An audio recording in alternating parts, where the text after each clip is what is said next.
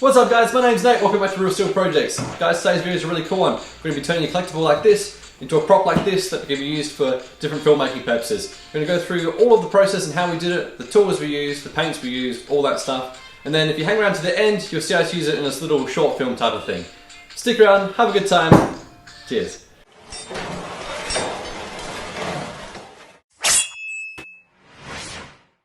Alright guys, it's down to business. Now as this prop has been in storage for a long time, it was important to give it a good dust off and then a wipe with a rag. Next up, it's time to get a few of the tools ready for this job.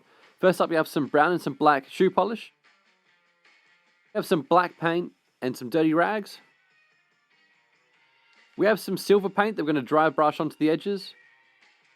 And we have some Scotch-Brite and some very diluted black acrylic paint. So we give the area a final wipe over, and then it was time for a light dusting of black acrylic paint. The idea of this technique is not to actually paint the surface, but we want to get black acrylic paint into all the crevices and the nooks and the crannies. Then we want to try and wipe off as much as we can with the rags. It's important to note that the final effect cannot be achieved after one coat. We want to do many coats and try and remove as much paint as possible in between coats. It's a very tedious, time-consuming process, but it's actually pretty therapeutic, and once you get into it, you'll find that you're really enjoying what you're doing. When doing a weathering paint job, it's important to remember what universe you're trying to match the prop to. This is from the Fallout universe, so dirty and grimy is all the better. Remember that that's not always the case though, so you got to match whatever you're trying to weathering the prop to the universe it belongs in. Sometimes a light coating is better than a thick coating. As you can see, this face is starting to take shape already. Normally when applying a paint job to a prop, you take great effort to protect each face as you go. However, as we're going to be dry brushing the edges, sometimes it can help to identify where those hard edges are by letting it get scuffed up as we move it around on the table. This isn't always a fast process, and it's usually a messy one. As you go, stand back every now and again and have a look at the prop. Does it look too messy? Does it fit into the universe you're trying to match it to? As you can see in this case, I added way too much black paint and ended up taking a lot of it off just to get that look I wanted.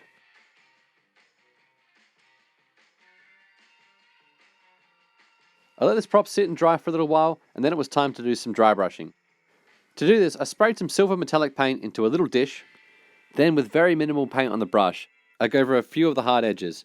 Now trust me, this is a step that's very easily overdone, and for beginning prop makers, it's going to be very easy to get carried away. So as you go around, just think of the areas that are specifically going to get damaged if this was dropped or knocked over. The beauty of some of these really high weathered props is that if you feel like you've added too much dry brushing, you can always go back in and add another layer of weathering over the top. If I'm being honest, by going back through and relayering over the top, you get a much more convincing prop in the end anyway. So don't stress if you get carried away, it's something that we all do from time to time.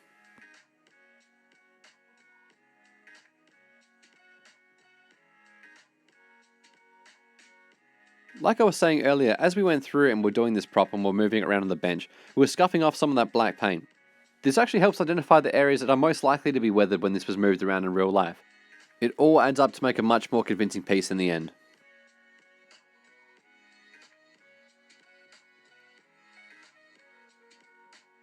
With the final touches added, it's time to have a look at this prop. You decide whether I've ruined it or made it better.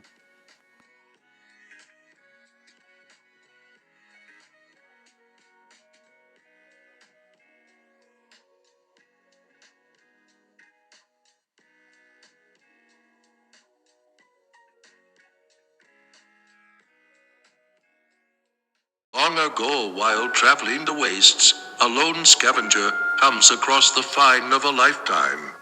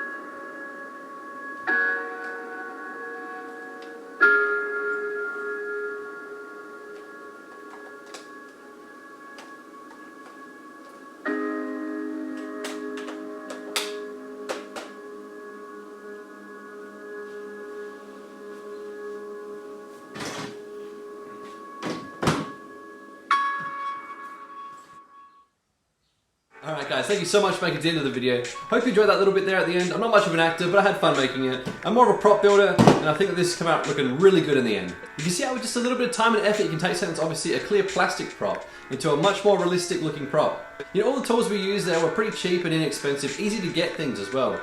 And you'd be surprised how much fun you have when you're doing one of these repaintings.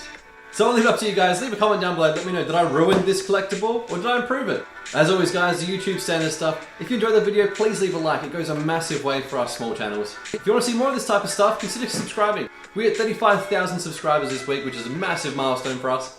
With all that said guys, we'll see you in the next one. Hope you enjoyed. Cheers.